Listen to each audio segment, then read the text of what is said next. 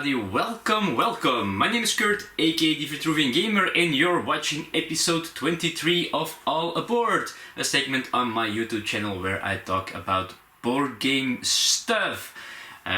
So let's get going, because I have quite a lot of things to say this time.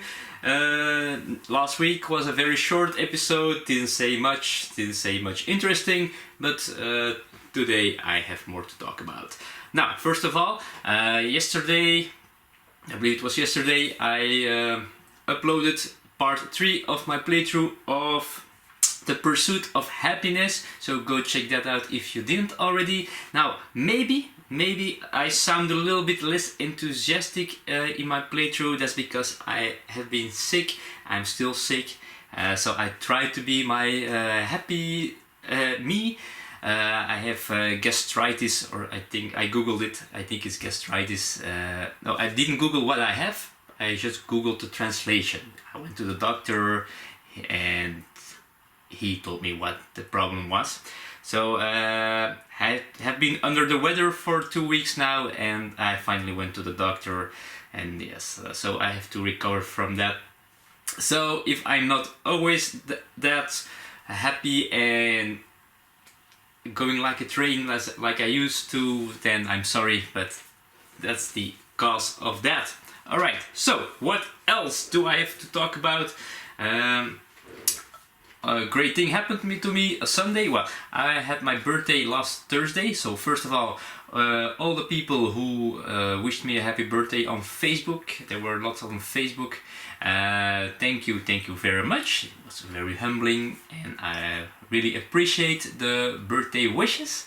And last Sunday I really celebrated it here at home with my well, I think it's the 3rd or the 4th edition of my board game birthday barbecue party here. So that means just I invite a few friends of mine and we have a barbecue and we play games. This time there were 13 of us, so it was a nice group of people. And well, that was really fun, of course. Although I was sick, I was not as the crazy me, but I enjoyed it very much, and thank everyone for being there. Well, numbers of people that are coming to that birthday party are growing, so maybe someday I'll change it into a gathering of friends, Kirdy, Vitruvian Gamer edition style stuff. Alright, but I did get some presents from those people. I got a gift certificate for my local game store. Honestly, I have to say local, I can't say friendly anymore. They have a bad reputation of not being friendly, and again, one of my friends went to pick up, they all gave some money to buy this certificate, and one of them went to the store and they weren't friendly again, and it's not the first time, so that's sad, but their prices are good, so yeah. So what did I get? Well, a gift certificate, so I will be buying something. I'm still doubting what I'm going to buy. GenCon is coming, so lots of interesting games are coming out. I've been wanting to buy a crocodile board for some time, so maybe that. Force and Glory, the cliffhanger game, is on my radar still for this channel, but I'm not sure. I think it's or GenCon releases or the crocodile board. Alright, but I also got some games. First of all, I got Unusual Suspects. This is the Dutch version from 999 Games. Thanks Rindert and Corina, the people who helped me with Portal games for this. This is a game, well, we also played this with 13 players. This fun game, this is a party game in which there is one witness. He saw something happening, he saw who was there, and well, you have these 12 people on the board, and people have to deduce which one you saw by, well, you pull a card. It has a question and you have to answer yes or no, and these questions are from: does he collect something, did he or she get an education? So this is not for everybody. You have to be open for it. Don't take it too serious, because this is just you answer questions just by the looks of people, and it can be a little bit racist, it can be a little bit naughty, so not for everyone, but we enjoyed it. We had a few laughs, so it was really fun, and that was one of my presents. I'm really happy with that. And then an old friend who I played Magic with back in the days, the late 90s, and he got me Puerto Rico, an old-time classic that I haven't played yet.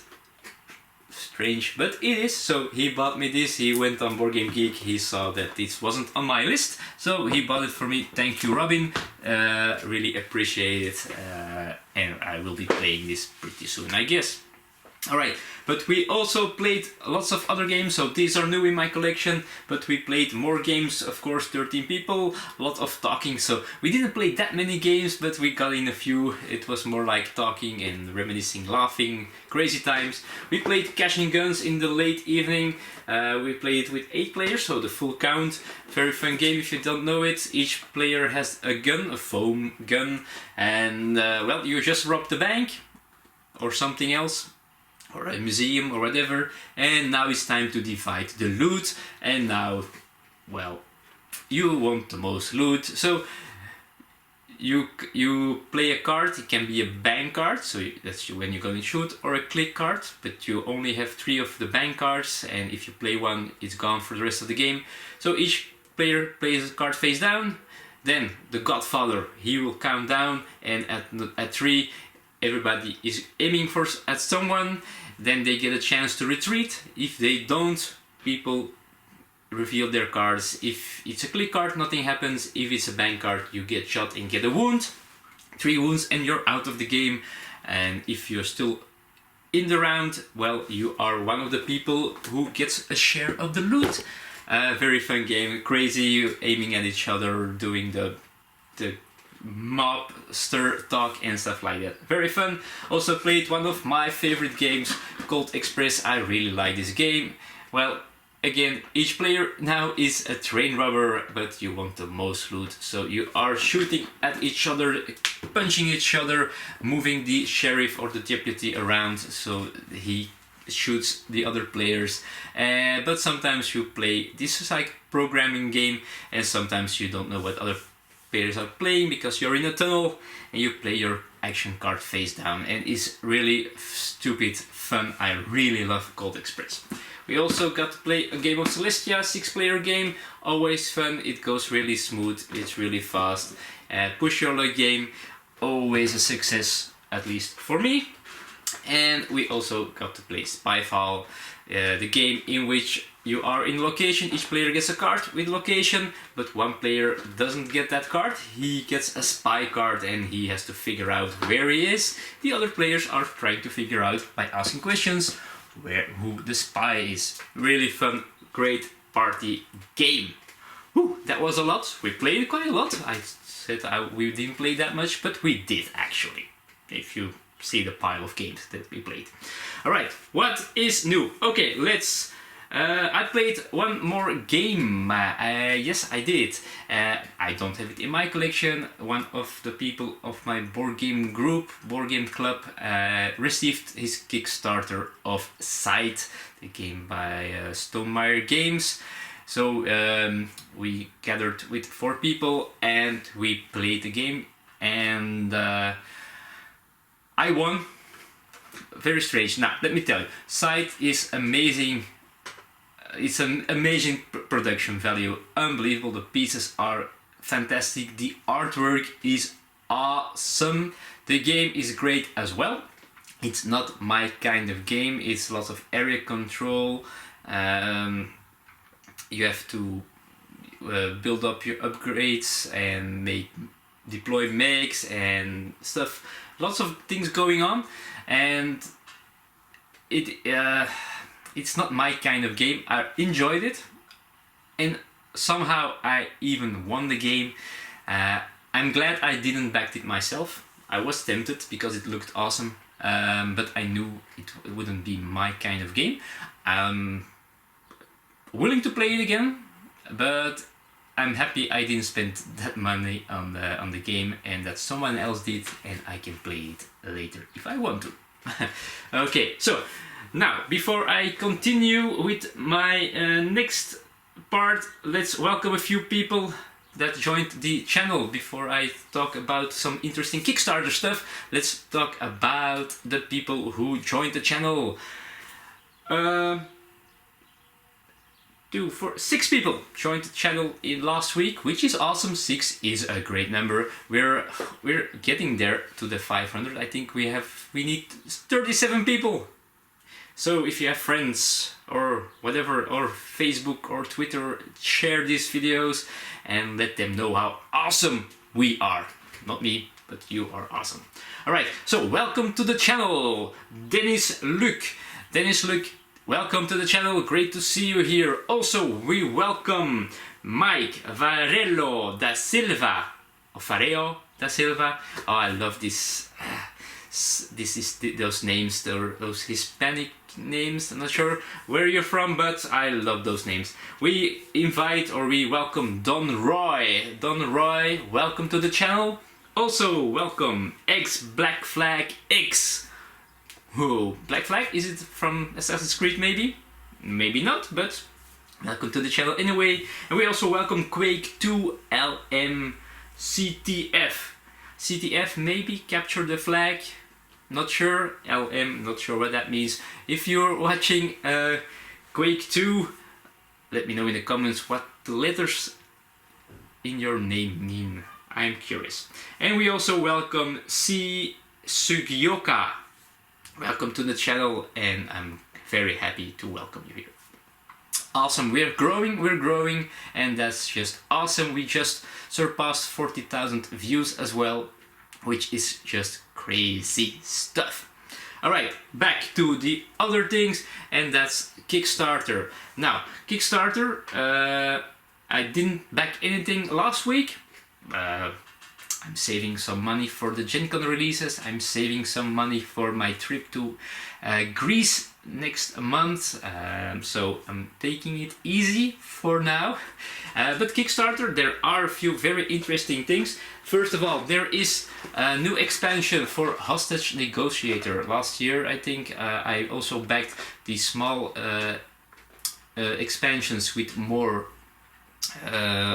hostage takers. I forgot how they were called, but there is a bigger expansion now on Kickstarter. Might be interesting to back. I started, so maybe I'll back it later. I'm just finding out whether it is interesting enough. Shipping is $15 for me, and I think that's a little bit steep for me. Maybe I'll wait for the release at the stores. Very interesting. Other thing on Kickstarter is the sequel, maybe, for Above and Below, a great storytelling worker placement game. Now you have the game Near and Far, again by Ryan Lockett. Again, he designed the game, he did the artwork, the graphic design, which is just crazy if you think about it. And in this time you are going on adventures. So you have this town where you do some worker placement, and then you go into the world where you get to do plenty adventures, again with a storybook and things that happen. But this time you can play it in different modes. You can play a complete campaign of 10 scenarios, or a story mission of 10 locations, or you can play a shorter version where the story is more focused on your character, or you can play just a tutorial or shorter games. So that's all possible. It looks awesome, again, as Above and Below does as well. Okay, what else was interesting? Something really different for me, but I find it quite intriguing, and that's called Armored Core RTS. So it's like a real-time strategy game. It is a three-dimensional board with buildings and stuff like that. And the cool thing, it's with mechs. So you deploy mechs, or you are in a mech and you're fighting. But the cool thing is it only takes there are 20-minute scenarios that you play, and that's what I always wanted to try something like that. So It caught my eye, I started, not sure if I'm going to back it, but I'm keeping an eye on it. Maybe it might be something different. Sometimes you have to do something crazy and go for something new. It is doing very well on Kickstarter, so I'm not the only one who has some interest in the game. What else is there? There is a new Walking Dead game on Kickstarter, Walking Dead No Sanctuary. I saw a few previews of it already on YouTube, and it doesn't look that too bad. The images were still prototype, but the idea was pretty cool, in which you have always have a leader, and he's taking a certain decision, like we're going to be aggressive this round or not, and to keep the trust you have to play cards that are of that kind. So if you are playing aggressive, you better play aggressive cards or you lose trust in each other, and I thought that were pretty interesting things. It also doesn't focus too hard on the zombies, so more on that trust between players, and it looked interesting, and I'm definitely keeping an eye on that one, and maybe you can as well. Okay, last but not least, not a game this time, but it is game related. Those are the Hero Master Fantasy Game and RPG Humor greeting cards. Well, that's a mouthful, but those are just greeting cards with an RPG or a board game theme, and it looks cool. The artwork is funny, the texts on it are funny, so maybe if you're looking for a cool way to send greeting cards, it might be something for you. Go check it out. I'm going to look at it a little bit more as well. That's it for Kickstarter. Well, I was browsing Kickstarter, and that's what I noticed there. Alright, last week we didn't have a topic because I didn't have any inspiration and time was very short. Now, this week's topic is GenCon and GenCant. So, GenCon is coming. For those who don't know GenCon, you might not heard of it before. GenCon is one of the two largest board game conventions in the world. It's the largest in the United States, and maybe it has surpassed Essen Spiel as well. I'm not sure. Essen is growing as well this year again, so they're doing like this. So it's a huge board game convention, and of course at those huge conventions there will be tons of releases. There are plenty of great games coming out there. There are plenty of games I'm looking forward to. There is, of course, the game Cry Havoc of Portal Games. I help them, of course, so I'm looking forward to see that game. I don't have it yet myself, so I'm really looking forward to it. Also got the chance to play Tides of Madness, by the way, this weekend. I forgot to tell you that. Great different version of Tides of Time, really good one. But there are so many cool looking games coming out at GenCon. Terraforming Mars by Stronghold Games. For those who didn't get it already, there is Guilds of London, which is getting lots of buzz, and I'm forgetting so many games there, but it's just crazy. A new Pandemic, the Cthulhu version of Pandemic, it looks cool, and more stuff. Seafall, of course. Oh my god, Seafall. And Seafall. So Seafall, you can still pre-order it, I think, at the Platehead Games site, but the European pre-order has closed. Well, it didn't close, but the affordable shipping has been out there. Has been gone for a long time already. So I wanted to pre-order it, and then shipping was $65, which I will not spend for shipping, of course. So since then I'm waiting for them to find a solution, and it still didn't happen, and I'm so sad about it, because I have already a group of people who want to play it with me, and they also want to ship in on the costs, but not that cost. I don't even want to do that. So please, Plathead Games, find a solution.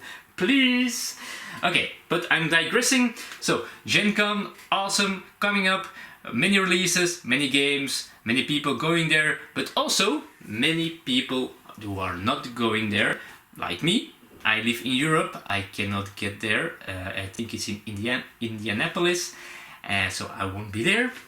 And many of you won't be there as well. So, a few years ago, someone invented this thing called GenCant. Now, GenCant, and you best find him on Twitter, they're just at GenCant.